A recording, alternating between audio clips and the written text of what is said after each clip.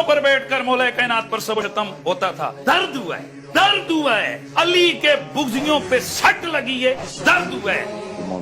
علی ابن ابی طالب رضی اللہ تعالی عنہما.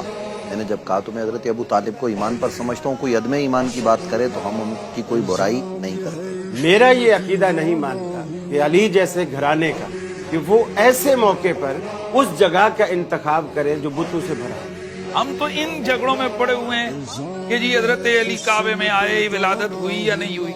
اور بھائی اگر وہ کعبے میں نہیں بھی آئے نا, وہ پھر بھی علی ہیں. لیکن جب رب نے کعبے میں پیدا کر دیا, کیا ہے؟ کوئی صحابی کسی دوسرے صحابی کے در کا منگتا نہیں تھا, سارے صحابی اللہ کے در کے منگتے. عجیب باتیں کہتے ہیں, صحابہ اللہ کے در کے منگتے تھے. انہی صحابہ کو اللہ کے رسول فرماتے ہیں انا مدینۃ العلم وعلی بابها, من اراد العلم فلیات الباب. جو علم چاہتے وہ علی کے دروازے, علی کے پاس جائے, بوئے کے اوپر جائے, دروازے پہ جائے, علی کے پاس جائے. یہ روایات محدثین کی نظر میں صحیح نہیں ہے. علی مولا کی شان میں یہ اس چیز پہ روایت پہ دوبارہ تحقیق کریں تو ان کو امام ابن حجر ہی یہ کہتے نظر آئیں گے کہ اس حدیث کی اصل ہے. اور وہ حدیث کون سی ہے؟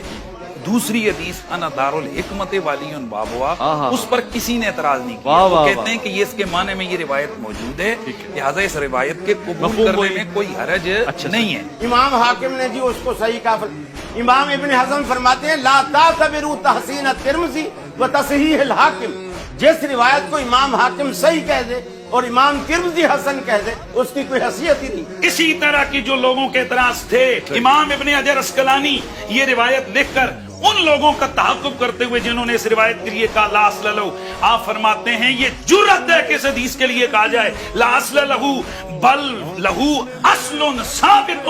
اس حدیث کی اصل ہے, ثابت ہے. ہمارے یہاں بالکل اس پر اتفاق ہے کہ فضائل کے باب میں ضعیف روایات کو لیا جاتا ہے. وہ اس طرح ہوتا ہے جیسے جی اس کتاب کو پڑھو گے تو ثواب ملے گا. دوسری روایت جو پیش کی جاتی ہے کہ حضرت علی رضی اللہ عنہ وہ دروازہ ہے, حضرت ابوبکر صدیق رضی اللہ عنہ بنیاد ہے, حضرت عمر رضی اللہ عنہ دیوار ہیں, حضرت عثمان رضی اللہ عنہ اس کی چھت ہے. تو اس روایت کو سب نے ضعیف اور رقیق کہا ہے. آپ نے سب سے پہلے مجھ سے یہ سوال کیا, بغض رکھنے والوں کی گفتگو یہ ہوتی, لیکن غلو کرنے والوں کی گفتگو یہ نہیں. ہمارا یہ عقیدہ ہے حضرت فاروق اعظم شیخین کی عظمتوں کو قائم رکھتے ہوئے ہم مولا علی کی جب عظمت کو بیان کرتے ہیں تو ہم انہی کو دیکھتے ہیں کہ حضرت ابوبکر صدیق کا کیا کردار ہے.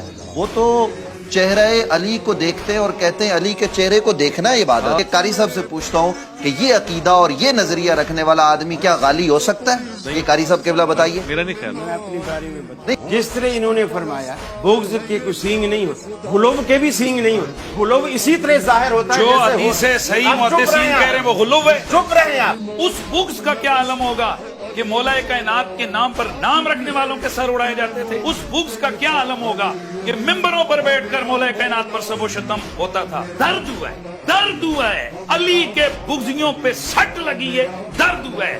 اسی کو کہتے ہیں بغض علی. جو علی کو کافر کہہ سکتے ہیں, جو علی کے اوپر شرک کا فتویٰ لگا سکتے ہیں, کیا ان سے وعید ہے کہ وہ گالیاں دیں؟ غلو اسی طرح ظاہر ہوتا ہے جس طرح آپ کو ہم میں بغض نظر آتا ہے, ہمیں بھی غلو اسی طرح آپ پہ نظر آتا ہے. عقیدت کے باب میں دیکھو معاملہ یہ ہمارا علی کا ہے. دیکھیے ایک